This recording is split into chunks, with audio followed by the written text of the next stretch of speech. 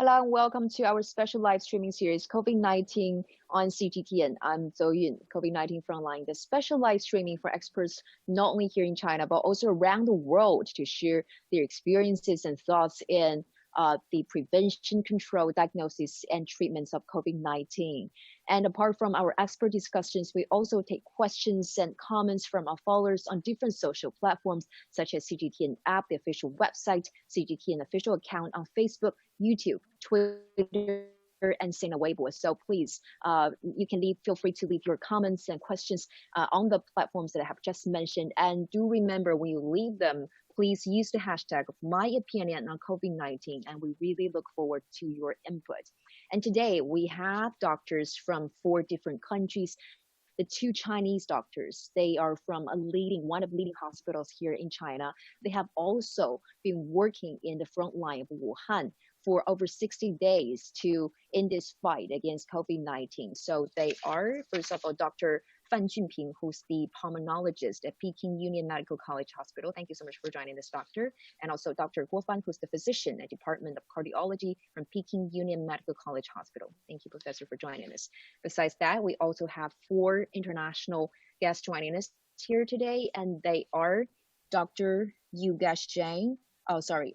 So maybe Dr. Jane will join us later. We also have Dr. Renato Watch, who's the instructor in American Heart Association from Brazil. Thank you for joining us. And also Mr. Emilio Pushman, who is a health and technology entrepreneur in Brazil. Hello there. Welcome, Mr. Pushman. And also Dr. David Gu, who's a pediatric emergency medical physician at Columbus Regional Healthcare in Atlanta, the United States. Hello there, Dr. Gu. And also a lady joining us from Egypt, and it is Professor Samia Abdul Georges, and she's the head of infection control unit at Ain Shams University Hospital in Cairo, Egypt. So thank you so much for joining us all. So why don't we start from the lady? So Professor Georges, do you have any question or some of the information you wanted to share or to ask to our Chinese experts? We can just start from you. Hello, it's my pleasure to be with you today. And if you allow me, because of the great experience of China, especially Wuhan, in combating the COVID-19, if you please tell us the best practice, the good practice that you had during the last month for combating this virus, and beginning from knowing from the nowhere till now, after many researches and your experience in infection control and how to prevent and how to stop the spread of infection. Thank you. Okay, thank you, doctor, for the good question. Well, actually, kind of big to us doctors. We have to, first of all, tell you something about what we have done here. I and Dr. Guo, and also with more than 180 my colleagues are here in Wuhan since the end of January. We were in charge of a whole ICU unit with 32 beds.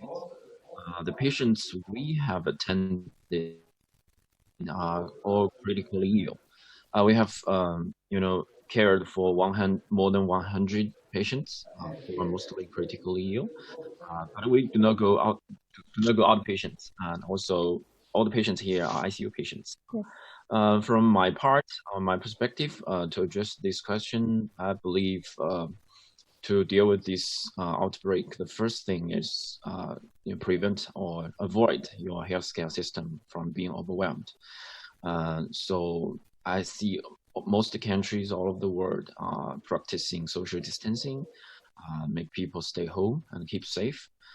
They should do good hand hygiene, wear masks if they have to, just to stop the spread, just because the virus is very, very easy to spread. This is the first part. The prevention always comes first. On the medical part, we believe a major experience here is the Fangcang Shelter Hospital. And at the very beginning, all the patients get, outbreak, and then they accumulate very quickly. So the healthcare system kind of, have a run on them. We built a lot of shelter hospital in China, here in Wuhan. So all the patients are all well attended. Then we focused a lot on the ICU part to summon all the medical existing medical staff from all over the country to Hubei province to care for those who are hospitalized, including those critically ill. This is my perspective. And what about the healthcare workers? Mm. I'm sorry. Okay. I just want to say something about it. And I think the government has taken 3 steps to control the situation here. And the first step was containing the outbreak. That means you should lock down every cities, every states, every provinces where the epidemic breaks out. So here in China, that is Wuhan, had been shut down since January the 20th and was not open until April the 8th. That means Wuhan was shut down for more than 2 months. And actually, not only Wuhan, but also,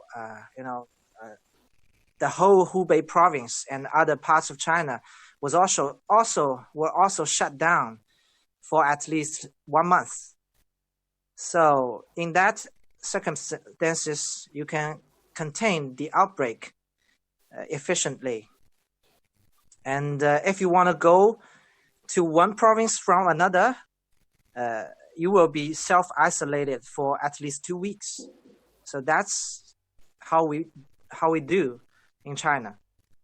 And that was the first step, contain the outbreak to prevent the spreading to other provinces from Hubei province. And the second step was flattening the curve.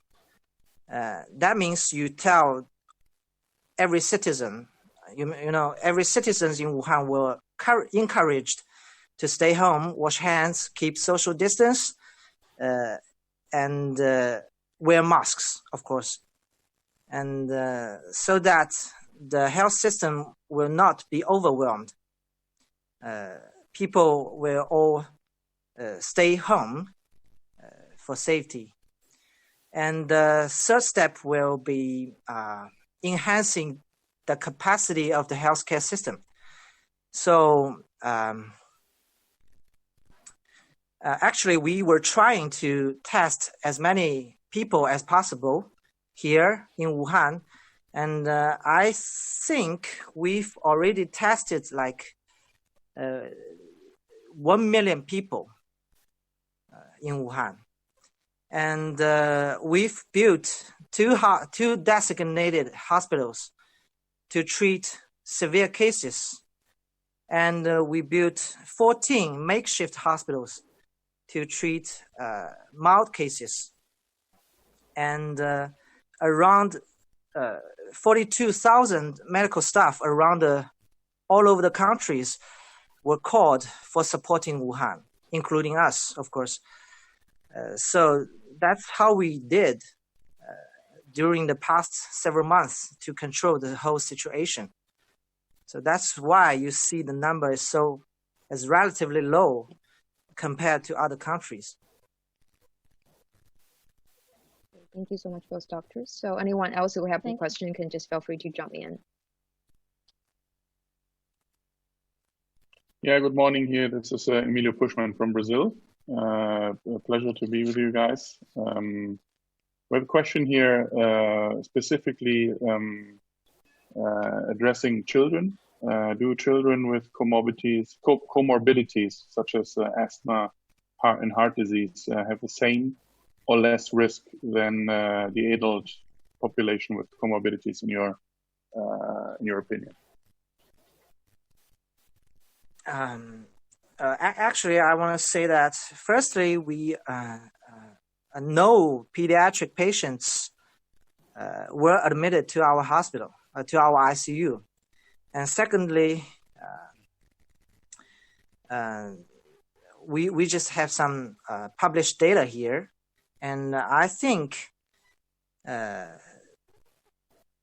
relatively few cases were seen among children. And children only account for like only 2% of overall infected population, and 97% of the pediatric cases were asymptomatic cases or mild cases. So relatively, children are more likely to be mild cases instead of severe cases. So to answer your question, the answer will be the overall severity of the illness that the children get is much less than the adults.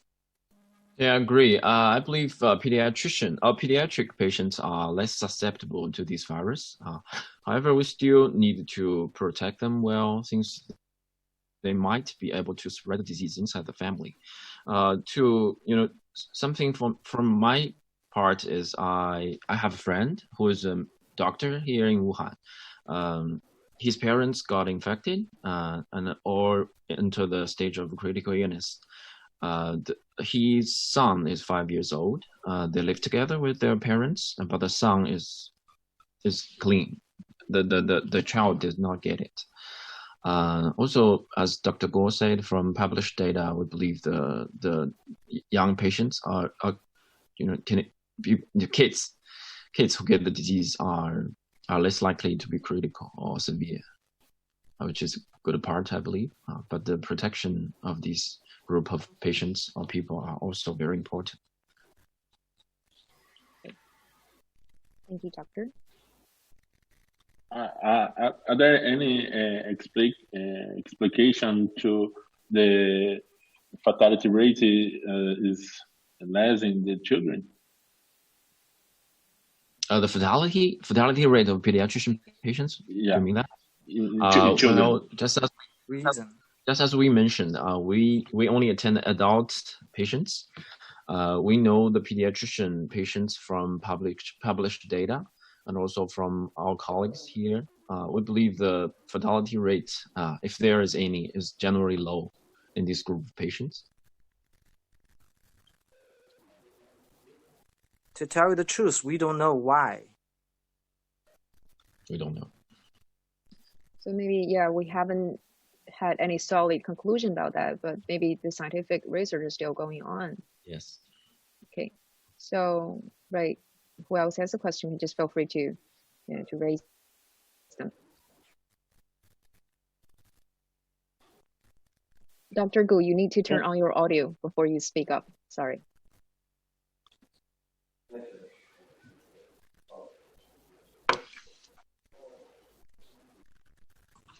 Yes, now you're good. Hi, I'm Dr. You said you tested 1 million people in China. We can't really hear you. What about Dr.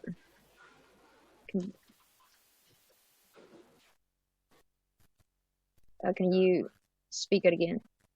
How about our doctors in Wuhan? Can you hear Dr. Gu? Hello, can you hear me? A little bit. A little bit louder will be good.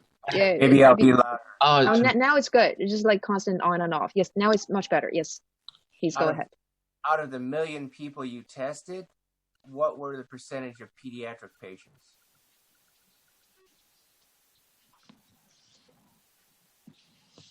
Of 1 million people that you tested, what was the percentage of pediatric patients? Do you have the data? No, actually, I don't have the original data that was published, but I think according to the overall rates, I think that will be less than 10,000, I think. But that's your estimation, right, doctor? Yes, that's just an estimation. Yes. Mm-hmm. And of those patients, where there were many asymptomatic carriers of the virus? As I've just mentioned, more than 97% of the pediatric patients were asymptomatic or just with mild symptom.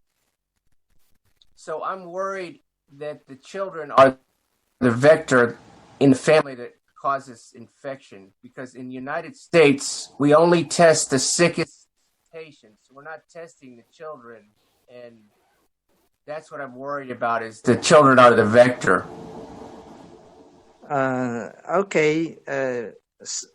Although I do not have solid evidence, but I do not think children is the primary vectors in transmitting the disease. Because here in China, every single educational institutions is closed since the Spring Festival. That was the end of January. So almost all the children are staying at home since then. So the children are not socially active, and I don't think they are going to transmit the virus to others, to the family members. Actually, I think the parents, rather than the children, are the primary vector infecting the family clusters. Because the parents have to go to work, they have to keep social, and their immune system is relatively good. So that the parents are more likely to be asymptomatic, and therefore they might transmit the virus to the elder generation or the younger generation. Yeah, I agree. The situation here in China right now has entered a later stage, or the late stage of the outbreak. We are focusing on two groups of patients. The first one, the imported cases, which you might have read from the journalists' reports. The second is the asymptomatic carrier or asymptomatic infected patients. Just as I said not long ago, I believe we should take precaution to everyone. Every one of them can get the disease. The virus is generally very treacherous and undiscriminating. So the kids can get it, can spread it, although the disease is fortunately to be mild generally in this group, but they should not, run away from the surveillance or the social distancing. We should generally treat everyone samely in the prevention of this disease. The problem in America is that we're not social distancing. We have closed schools, but kids are still playing with each other. And I'm worried that in Atlanta, we're not testing anybody. And so the largest children's hospital in Atlanta is not testing anybody except for people going to the ICU. And so they have very low results in terms of what's out there. So I'm afraid that the kids are not being looked at as a possible vector. With poor social distancing, I'm afraid that we're going to have a bigger outbreak. Yeah, I agree. I understand your concern. I believe testing is very crucial in controlling the pandemic. That's what we are doing here, what I have done here, to identify every patient and quarantine them. It's very important to stop the number grows exponentially. I totally understand your concern. May I ask a question, please? Yes, please go ahead. For the screening of patients, either children or adults, we screen them for first time, and usually it is the screening is negative, totally negative. And one of the patients were screened twice, and in the second time he was positive. And for all the cases, most of the cases, almost 90% of them, the chest physician is insisting that they are suspected cases. So we still continue for isolation and re-investigations, but also most of the cases appear also negative. So we are rarely, it's positive, and we are stuck for the isolation. And what about the carriers, the healthcare workers? So how did you do the screening? By the rapid test, by the serology, or by the PCR alone, or both of them? Yeah, that's how a very good question. That's a very good question. I'd like to offer some of my comments, and also Go can add add on my comments. Sure.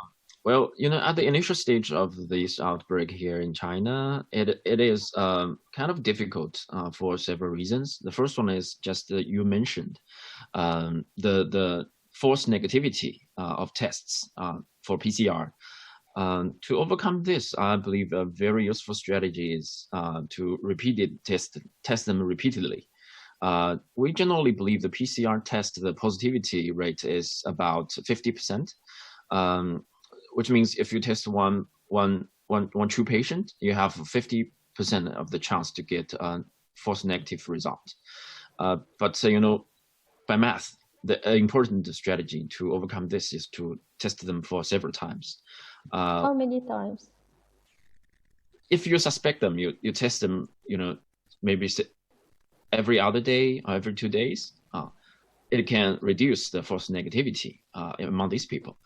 Secondly, another strategy we used is CT scanning. A lot of our patients have accepted underwent PC scan. CT scan, especially if he or she has a contact history, it can be really useful from the perspective of pulmonologists like me. Just because the CT scan, this abnormality on the CT scan can be kind of a characteristic, especially combined with the history of contact history.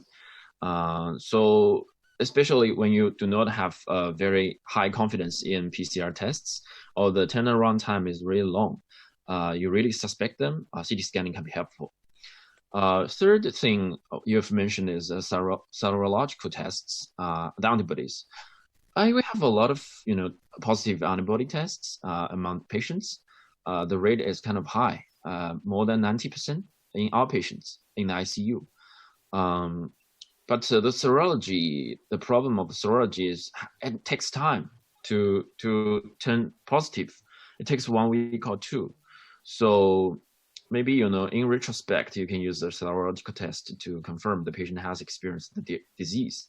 But it's hard if you want to identify them in the early stage. Last but not least, we would like to, to make a diagnosis, we would like to use the different methods holistically. You don't want to rely on one single test to sort out all the patients. If you highly suspect them, you don't have a positive conclusion, isolate them to treat them like infected patients, and isolate them, put them in a single room to see what happens. Maybe 1 week later, the serology come back positive, or the next time you test them with PCR, it's positive. The CT scanning have a very classical evolution of the disease.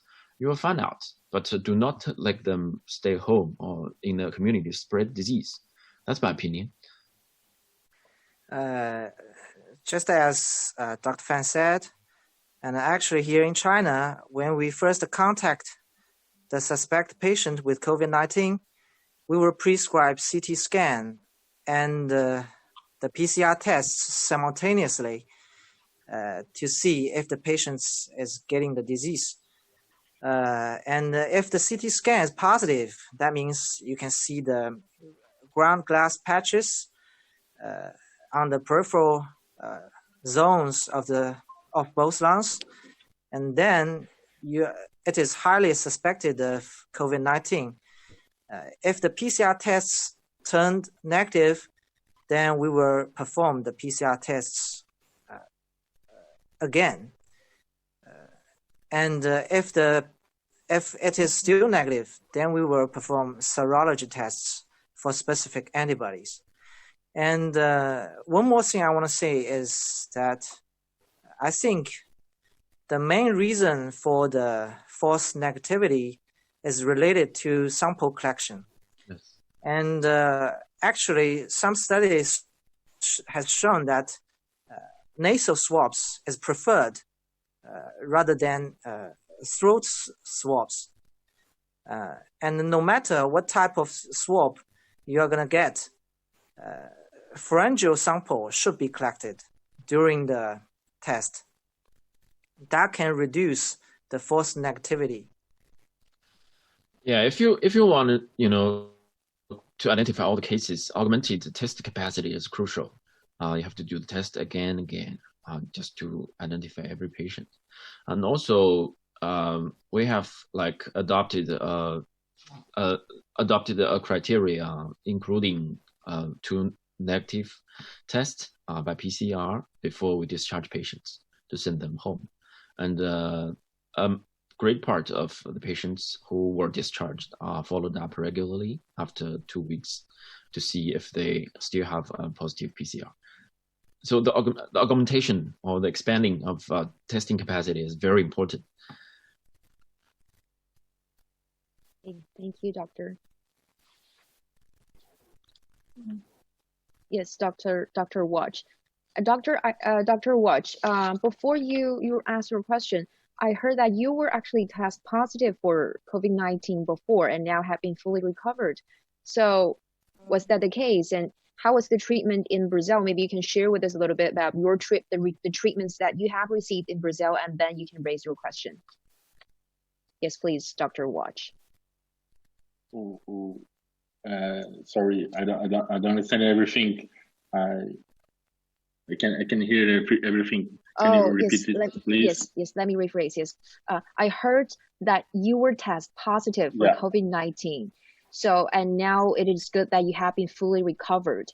So can you share with us a little bit with our guests and also our viewers that how about the treatments that you have received in Brazil?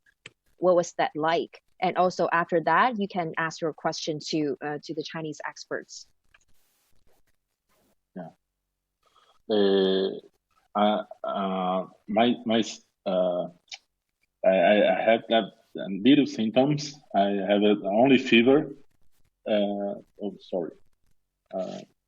Just fever 2 days, and about the last fever 4 days more, and no respiratory symptoms, and no anosmia, no anorexia, nothing, just fever, and so good. I am obese. I had obesity and the factor risk, but I don't have any complication. It was, and my wife 5 days after me began the symptoms too, but she don't have the tasted. Okay. Yes, thank you. I have any question to the doctors. There are reported cases of recurrence, virus reactivation or infection of COVID. Is there scientific evidence for this? The recurrence, the case more fatality rate increases in reactivation, or what about the reinfection too? You mean reinfection? Dr. Pushman, did you get what Dr. Watch said? Maybe you can help us translate a little bit. Yes, I did. I will repeat. I Yes, will repeat. Okay. Can you hear me well? Yes. Yes. Please go ahead. Yeah. Okay. So the question is, there are reported cases of recurrence, so virus reactivation and reinfection of COVID-19. And the question is if there is any scientific evidence for this, and if the case fatality rate increases during reactivation or recurrence. Yeah? And what about the reinfection rates? Well, I will answer first. Well, there is always an ongoing concern about reinfections about this disease because that's really horrifying for airborne disease on the respiratory tract, which can be constantly carried by people.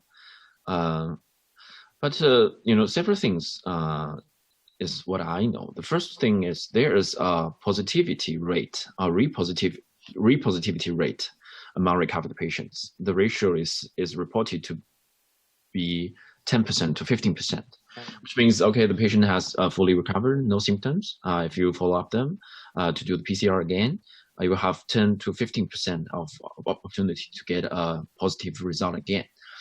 However, we generally believe that the positivity or the repositivity does not mean the patient has disease back from clinical perspective or symptom or CT scanning.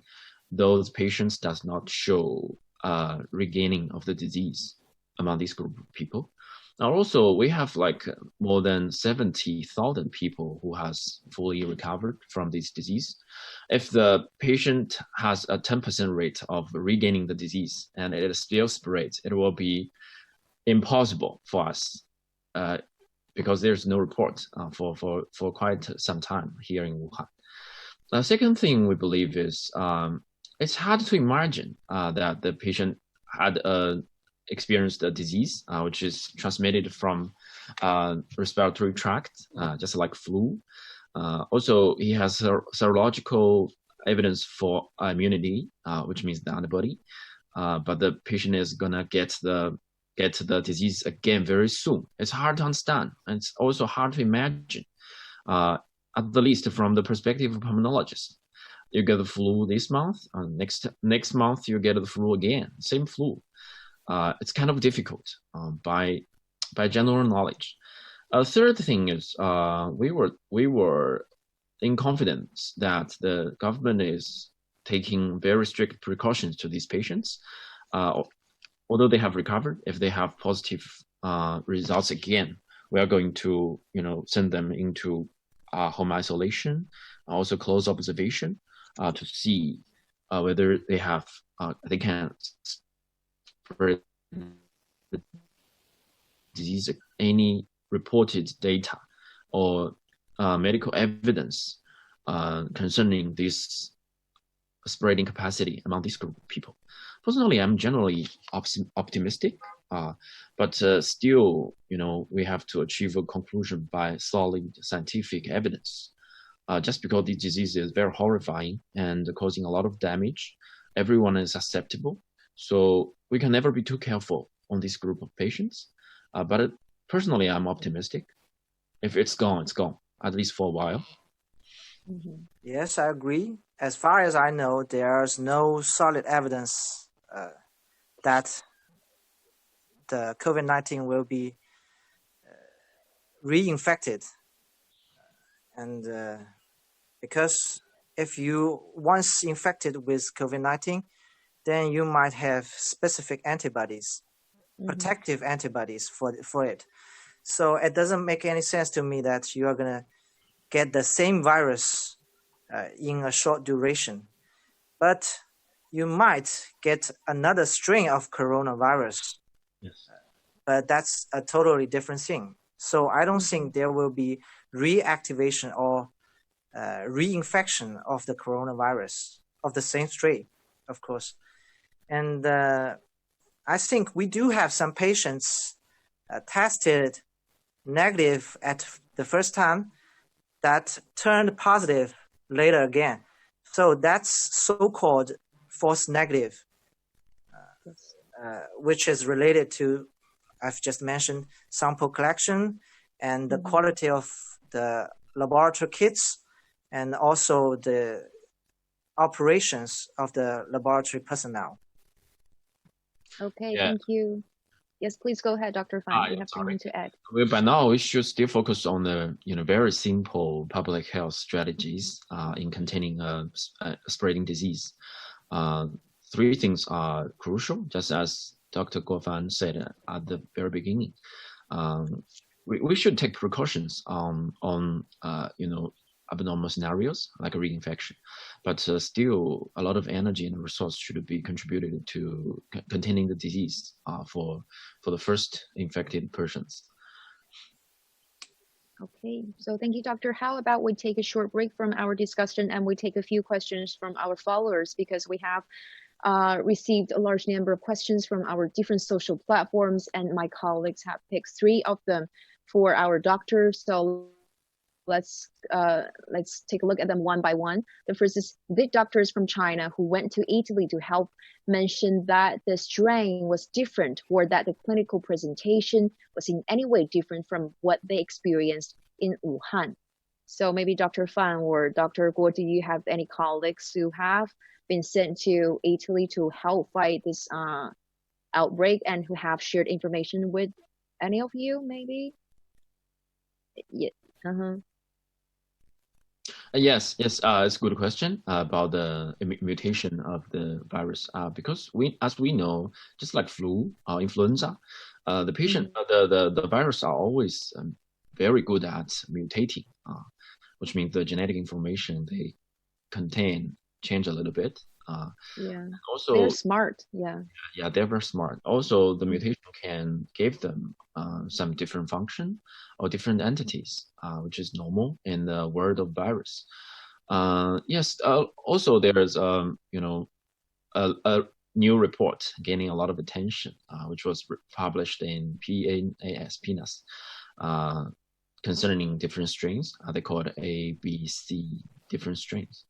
But generally, from the perspective of clinician, the methods or the useful measures to containing the disease did not change too much. Also, there are genetically different strains of this disease. The only thing, or the important thing you have to do to contain them are similar.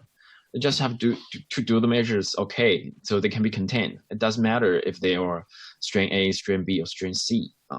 Secondly, I believe there is no solid data on whether different strains have different clinical profiles or spreading capacities. It has not come out yet. So we might not be necessary to focusing this part a lot. Just to contain the disease using commonly or evident measures. Right. Yeah, that's the focus. Yes, I agree. Yeah, I think the clinical presentations will be the same. Even if you are infected by different strains of coronavirus. Okay, because actually I have talked to one of the doctors from China who were sent to Italy about about a week ago, and I asked about the differences that both China or Italy has experienced, and he mentioned several differences, and one of them is in some of the hospitals in Italy, especially in the Lombardy area, for instance, their ICU, they didn't have a special corner or a special branch to treat fever patients.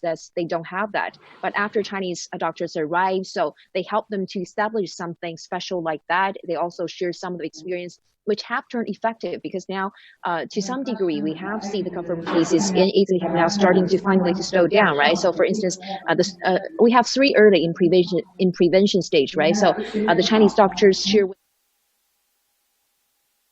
this in those areas, and I think according to the doctor that I talked to, he said it's actually worked to some degree. Those kind of universal measures, they work easily as well. There are differences, of course, but also there are some similarities that they share. Okay, so let's turn to the second question from our followers, which is there any timing when the virus will be slowed down? Well, this is a tough question, right? Because in different countries, different regions of the world, it is very hard to say.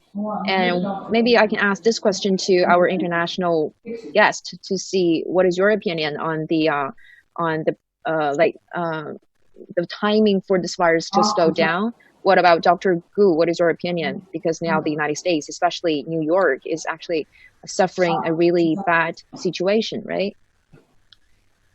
So I don't have any information on that. I'm looking at Dr. Wuhan to tell us how long the virus will last.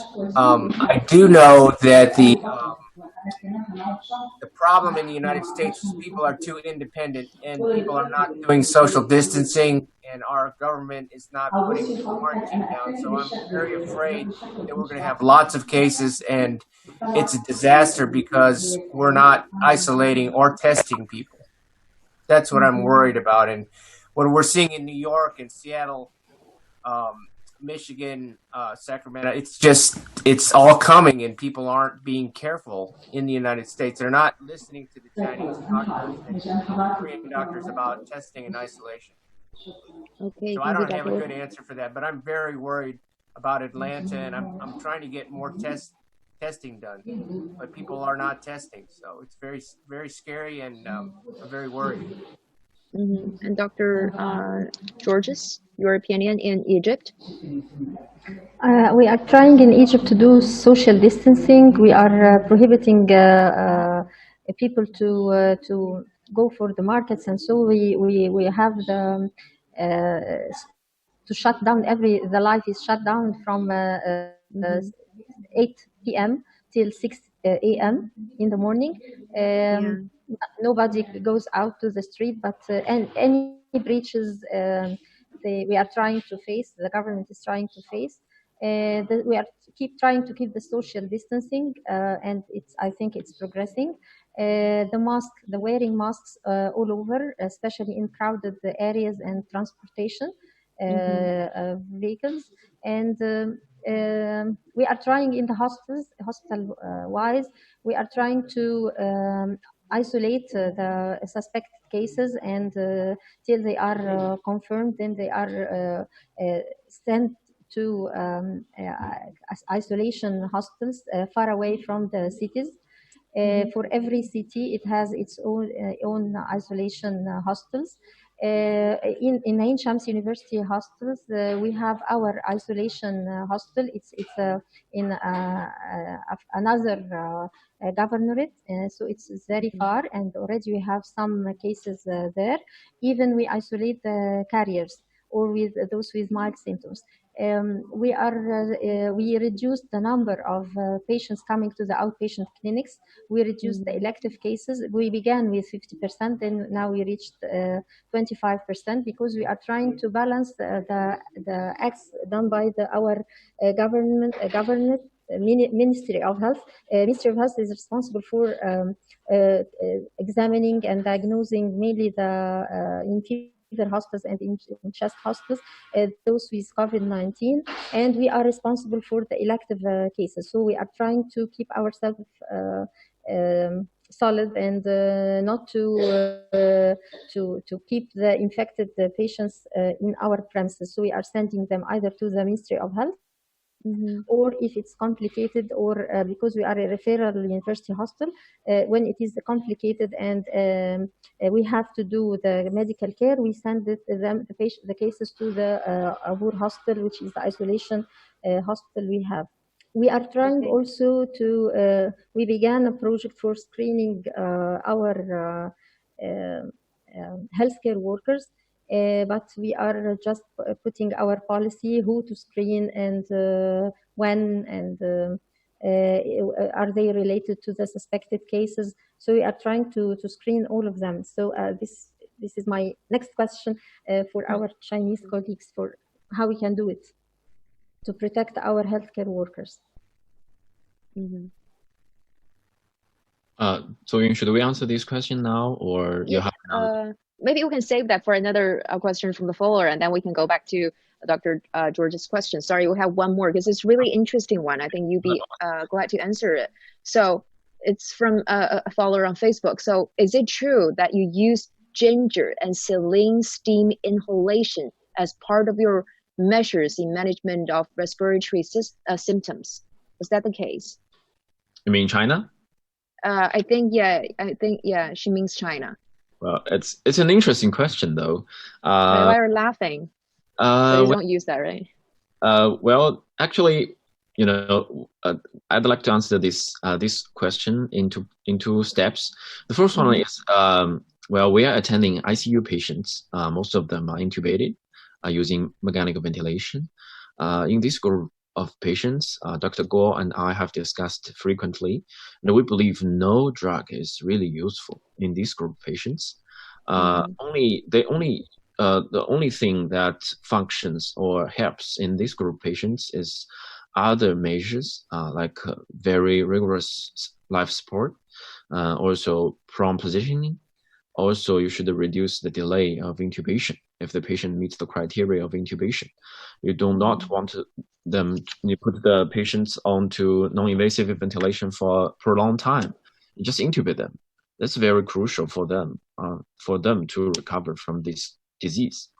The second part, I believe the follower asked about is, are there any like herbal medicine or food supplements used for these patients?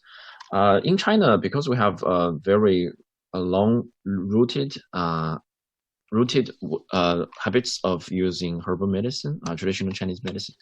Among our patients, especially at the beginning stage, a lot of them have used herbal medicine. It's hard for a Western medicine practitioner like us to evaluate whether the herbal medicine or TCM works for them. We need medical evidence for this, but generally, my observational studies, although not controlled, but the observational studies have showed some good results among users of herbal medicine. But generally, you know, the disease, especially in a mild form or asymptomatic form, it's self-limiting. So generally, maybe like getting common cold, and you take enough rest, you sleep a lot, you drink water, it will recover. That's my answer. Okay, thank you. And also, if our followers, if you're interested in the role or the application of traditional Chinese medicine, actually we will have a couple of panels coming up in the following days specializing in the role that traditional Chinese medicine such as herbs or other treatments, acupuncture could play in different stages of infection. So stay tuned, and we'll have more live streaming in the upcoming days. And now we can go back to Professor George's question, which is what are the most effective measures in your mind to protect medical workers who now are fighting maybe in the front line of this battle? So maybe both of you can share with us some of the ideas, because you are actually at the very front line of this battle, starting from a very early stage. Okay, my recommendation will be qualified and standardized PPEs. That's including N95 masks, gloves, isolation clothing, shoe covers, etc. But I know some of you may experience the shortage of the PPEs. So I think, just my own opinion, is that the essential PPE will be N95 masks for this airborne disease. And of course, indoor ventilation is also important because even if you are wearing an N95 mask, there will be still gaps between the mask and faces.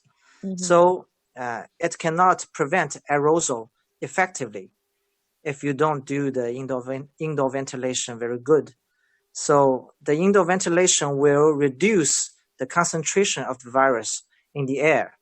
That may also help to reduce the infection rates of the healthcare workers. And the other essential PPE will be gloves and washing hands and body timely after work, after duty. And that will prevent close contact transmission. And I think that's the most two important PPEs that you will need in your daily care. Yeah, also, you have to focus a lot on symptomatic carriers or symptomatic patients among medical staff. I've talked to a lot of local medical staff here, who's my friends. They have, some medical staff have been infected in the initial stage, just because we lack the knowledge about this disease. A lot of them are infected by asymptomatic carriers among their colleagues. So maybe in this group of people, except for decent protection, including PPE and N95 masks mentioned by Dr. Guo, testing them is also important. If you suspect them, they have been exposure, or if you are worried the personal protective equipment is not enough, maybe you should test them frequently just to find out who might be carriers, who might be infectious, which can protect the rest. Most of medical staff, including what we have known what do we have known from Italy colleagues? Most of the medical staff will recover just because they are not of the high risk people or high risk patients. So they're gonna recover. The important problem is do not make them spread the disease among their colleagues, which will surely jeopardize the most valuable assets during this fight, the medical people. So I strongly recommend every healthcare providers should wear an N95 masks whenever in the hospital. Agree. So who else has a question can just feel free to raise your question. Hello, doctors. I was wondering how long the virus is transmissible. How long does patient shed virus from onset to the time that they're no longer shedding? It's a very important question. Thank you, Dr. Gu. Well, we have, generally, there are a lot of interesting stories about this question. Generally, the patient's symptoms will resolve maybe after 2 weeks. Generally, in mild disease, patients are gonna be okay in about 2 weeks. The virus shedding, we have several evidence. The first one is published by the paper in Lancet. They believe in ICU patients, the virus shedding can continue as long as 3 weeks, which means on day 20, there are still certain amount of patients who are still shedding the virus. The second thing is the tests we have done among our ICU patients. Our ICU patients kind of at a later stage than the previously mentioned paper, which means they have obtained the disease for more than 3 weeks.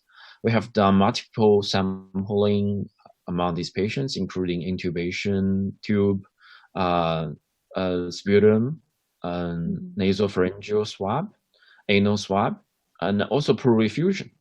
But most of the PCR tests returned negative. The most means more than 95% of them are negative. So we believe the patients might stop shedding.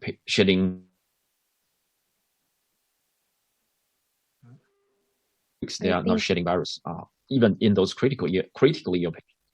And also a third evidence is the serological antibodies. You will get antibodies after 1 week. So maybe the immunity is forming up starting from 1 week. That's my opinion. About 2 weeks, they're shedding the virus. But in some patients, they can shed a virus for like 3 weeks. Okay, so about 3 weeks. Dr. Guo, do you have anything to add? Actually, some studies have shown that it will take as long as 37 days for the patient to for the PCR test to turn negative. But I would say that the PCR is positive doesn't mean that the virus can be transmissible to another people, because probably the PCR tests is positive because of some components of the virus. The virus may be not alive. The virus may be dead already. It's not transmissible. Yeah, the strategy here is we're gonna wait for the patient to be asymptomatic. Also, a large group of them will accept another CT scan to see whether the disease is resolving. If both are okay, we're gonna do the test. In 3 days, 2 tests. If all negative, they're gonna be discharged. But they are not sent home. They are going to be sent to a rehab center, which is gonna be cared and observed there for another 2 weeks. They will be sent home. But they are fired. We're gonna record them. We're gonna have their contact information, and they are on regular follow-up, just to make sure. The rehab center you mentioned doesn't refer to the temporary hospitals, right? For those mild, it's another completely different location. It can be a hotel or a nursing home. Home, yeah. For another quarantine for 2 weeks. Yes.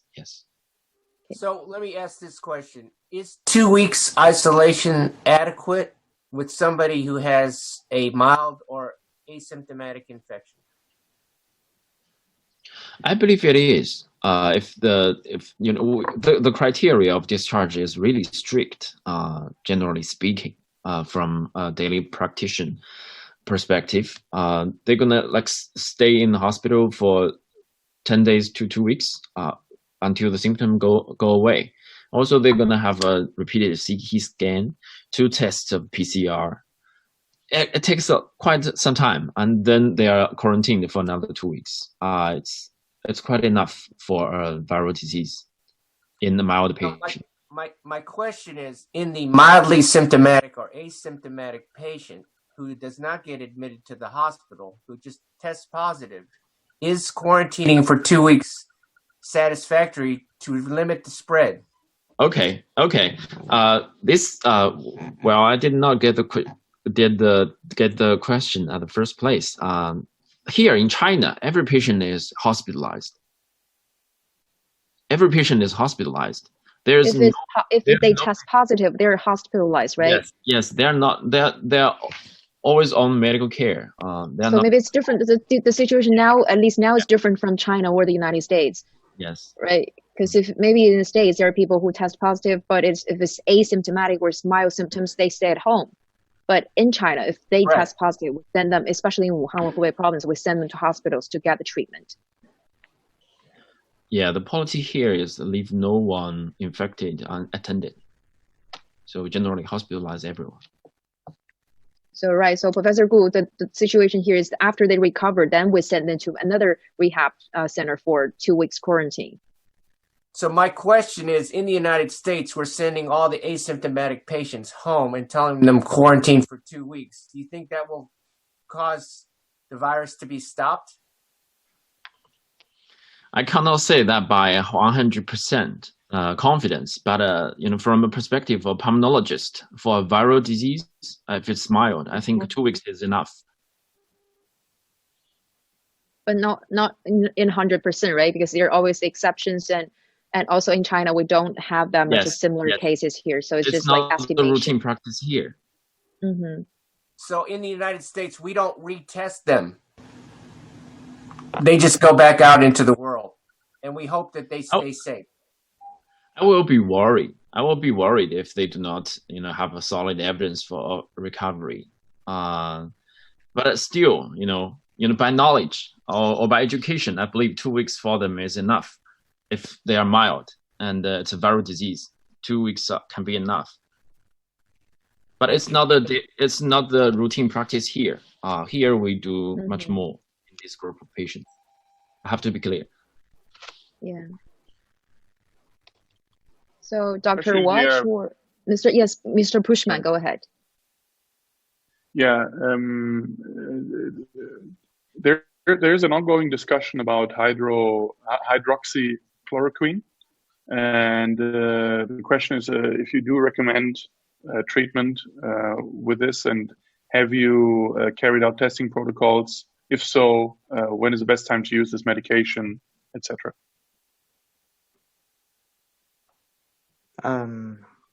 Actually, my advice will be do not expect too much of any antiviral agents in treating patients.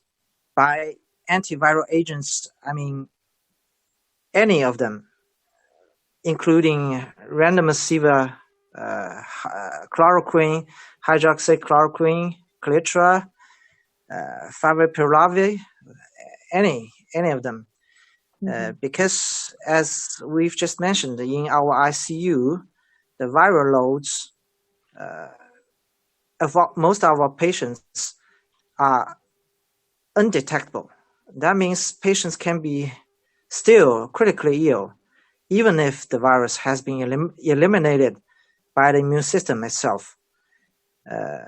So I do not expect too much of any antiviral agents to be effective, because the body gets infected by the virus, and then the infection triggers the inflammation process, which leads to secondary injuries to multiple organs. So probably the inflammation process is the most important part of the disease. So just antiviral agents alone, I don't think it will help too much. But if there were any effective antiviral agents identified, I will recommend to use it as early as possible, just like we treat influenza patients, right? We use Tamiflu for influenza patients within 48 hours after onset. So just like that, when we're treating COVID-19 patients, we should start antiviral agents as early as possible, probably within 48 hours after onset. That's my opinion. Yeah, I agree. We've got to be asked about the hydroxychloroquine question constantly, just because everyone is kind of interested in this question. Well, I believe the answer can be really close because there are several trials going on in Europe and in the United States. We have read submitted paper concerning a trial of hydroxychloroquine in COVID-19 patients, which has been submitted to a top-class journal. And I think the publication will be very near of a controlled trial on hydroxychloroquine. But before the evidence come out, our strategy can be divided into two parts. The first one is just Dr. Guo mentioned, ICU patients, no drug is useful. But for mild disease patients, especially newly diagnosed patients, if you have an expertise of using hydroxychloroquine, you really want to have, really want to prescribe them. You also have the supply, use them. Just because it's a mild medicine for immunosuppression, the side effects can be not that much. So if you really want to use it, use it. Also, there's a recent paper concerning compassionate use of remdesivir in critical patients. The results are optimistic, although the design is not controlled. Here in China, there's another trial going on about remdesivir. We believe the results can come out in the near future. Also, there are several trials on remdesivir going on internationally. Generally, we have to wait for the evidence to come out to make it sure. That's my opinion. Thank you, doctor. So who else has a question? Dr. Watch, do you have any questions? Okay. Yes, now you're. I will ask to Mr. Bushman translate to me. Okay. I speak in Portuguese. Sorry, my English is not very well. Mr. Bushman will be translate to me. Yeah, it's fine. Please go ahead. Aqui no Brasil, o primeiro caso foi em 27 de fevereiro, né? E as medidas de isolamento social foram tomadas 2 semanas depois, com uma certa, o governo tomando certas atitudes certas, e isso tem atrasado a ascendência da curva, né? Isso tem postergado que a gente entre no momento da curva em ascendência franca. Isso tem sido positivo, porque tem dado tempo de construir leitos de hospital provisório, tem dado tempo de comprar e instrumentalizar com mais equipamentos de proteção individual. A gente ainda estava esperando, entramos no outono faz poucos dias e estamos esperando a curva vir, a primeira onda. Vocês acham que a segunda onda é possível de vir ainda assim?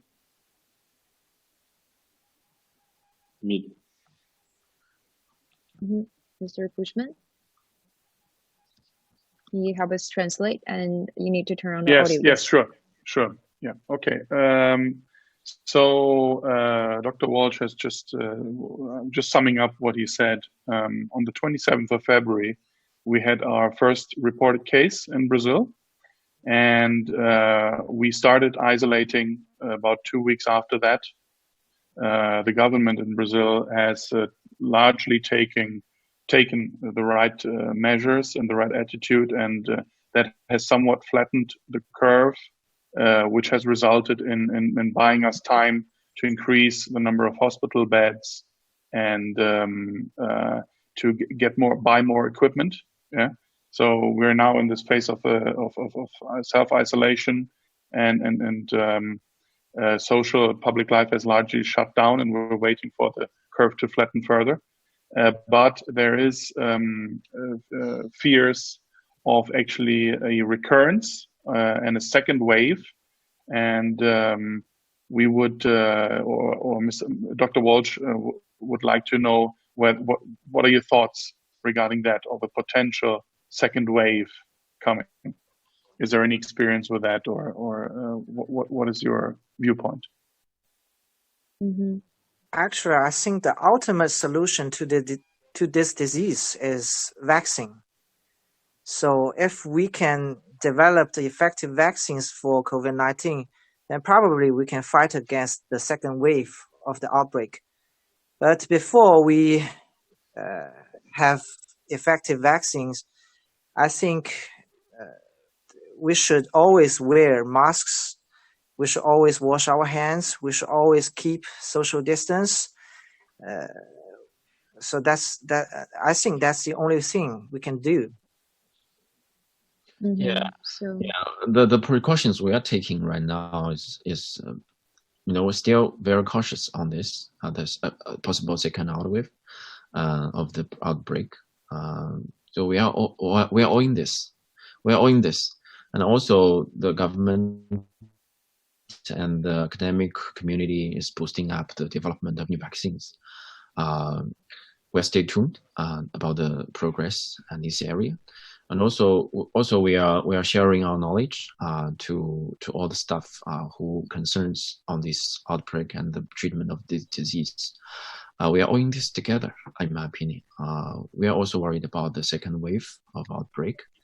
right. Yeah, we just to be careful. We still have to be very cautious. Yeah, but maybe in different countries, the second wave is like the concern of the second wave is different. Like right now in China, the concern about the second wave actually were mainly imported cases, the asymptomatic cases. But maybe in different countries, the reflection on that might be different because the situation of disease in different countries is different. So before we get to the final round of questions, let's take a look at another at the big screen and then take a look at some of the questions that the followers has been raised. So first of all, is what are the most commonly seen symptoms of COVID-19? So maybe I guess one of them is one that Dr. Watch just mentioned when he passed positive is fever, right? But besides fever, is anything else that we should pay close attention to? I think the second commonly seen symptoms will be upper respiratory symptom, like dry cough. Sometimes you will have sneezing, you will have stuffy nose, you're gonna have runny nose. It's not specific for COVID-19, but you will have all these upper respiratory symptoms. And some cases may experience diarrhea, etc. Okay, so it's actually different, or it's more like a combination of pneumonia, fever, flu, etc. Right? Yeah, it's generally, for the general population, the symptoms are very similar to flu, respiratory viral disease, and also the group of patients who are worried the most is the critical illness and the severe illness. It involves a symptom called dyspnea or shorter breath. If the patient had a symptom, it's okay because it's like flu. It's probably going to be self-limiting. But if the patient experienced dyspnea, if you can climb flares at the beginning, and then you cannot walk anymore, it can be a problem. This group of people should be really, you take precautions on this group of people. Okay. Okay, thank you. And now let's take a look at another question. It's about, let's pick the question about the mask, because now different countries, people in different countries still have different messages about masks. So what is the purpose? Let's take a look at the third question. So what is the purpose of wearing a mask outside? When the areas are not densely populated, does the regular surgeon mask really prevent a person from catching the virus, or is it not so strong enough? Actually, I only recommend to wear masks indoors. By indoors, I mean public indoor area mostly. So if you are walking on the street, it's probably okay without masks. Because when you walk the streets, if there are a lot of people, you still need to wear a mask, right? Yes, sure. But if the area is not so highly populated, probably it's okay without masks. So priority is the inside. purpose, yes, the purpose of wearing masks is to prevent droplets, and because the virus can be transmitted by droplets. And actually, you wear a mask. The purpose of you wearing a mask is to protect other people, because if you cough or sneeze, even if you didn't realize, but the masks will prevent the droplets. Dr. Fan. I agree. Well, in the open air, there's no people around. You can take off your masks. I just returned from the park. Inside there, I did not wear a mask. I believe the 6 foot of distancing or 2 meters will be enough if you are in the open air. Also, one more thing about the wearing mask is not the only effective measure. Hand hygiene, also ventilation of the room are equally important. Okay. So thank you so much, Doctor. And before we wrap up, I just wonder if our international guests have more questions.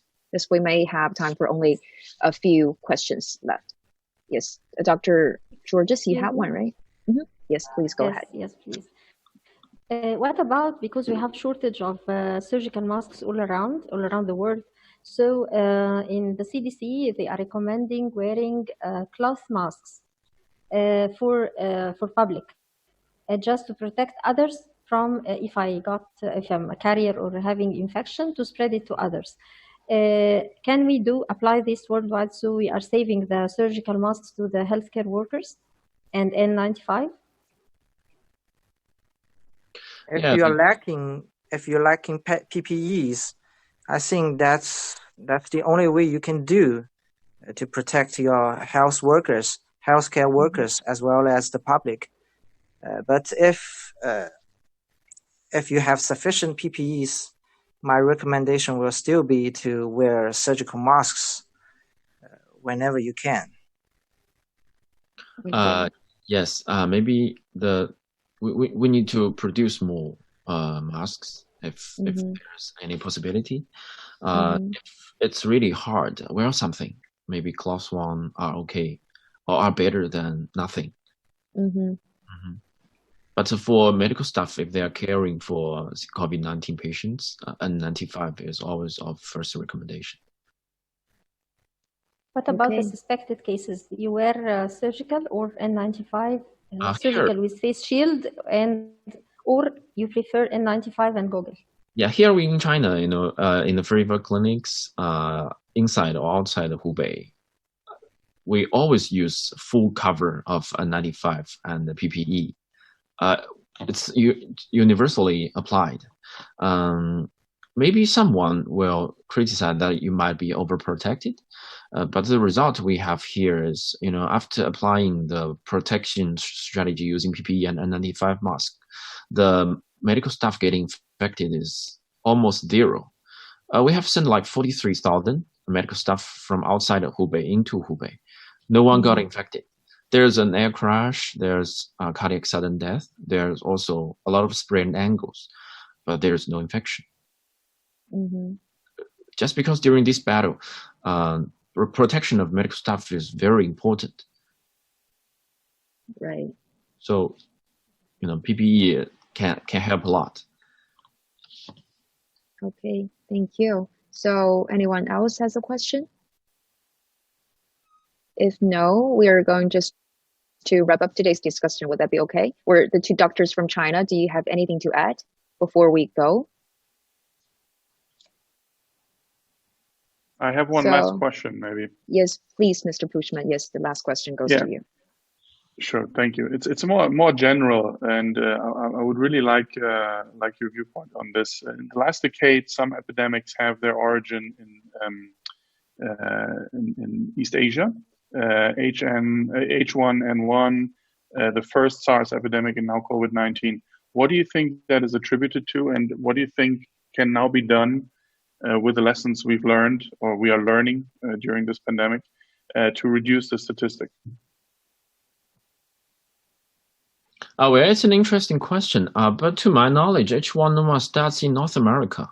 I believe H1N1, the first strain was separated in the United States, and also the papers describing this entity of H1N1 outbreak happens in Mexico. I've read them twice. Also, another outbreak or pandemic of influenza happens in North America in 1918, which is called, falsely Spanish flu. This COVID-19 is one generic of one type of coronavirus, but we also have a 2003 outbreak of SARS, but also a subsequent outbreak of MERS, which originated from Mediterranean camels. Well, I believe we have experienced 3 decades of globalization. The people all around the world move a lot.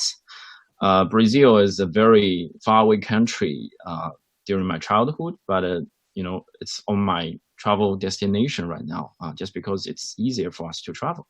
That makes the pandemic or the outbreak of infectious disease much easier than in the history. Just like I said before, we are all in this. Maybe this time it originated from China, next time it originated from America.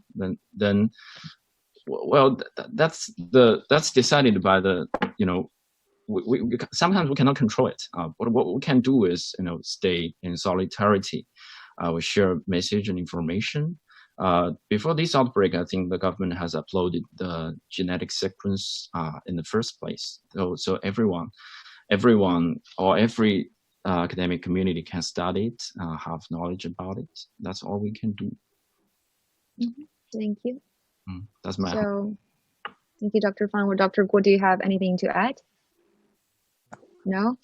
Okay, thank you so much, everyone. So with that, we're going to wrap up today's discussion, and throughout our live streaming, professors and also doctors from China and also other countries share their experiences and information on some of the most pressing issues. For instance, what are the most effective measures of in preventing infection, and how possible is children become the primary vector in infection, and also some what are the most effective tests applied here in China have been worked the most very well. So I think hopefully the experiences and the information have worked here in China could provide help as well as guidance in curbing the outbreak in other countries as well. So thank you so much again for our experts and guests from China, also other countries, for your time and contribution. And thank you so much for follow to your input and participation. And we'll have more live streaming in the upcoming days, and stay tuned. Thank you and goodbye. Thank you. Thank you. Bye-bye. Bye-bye.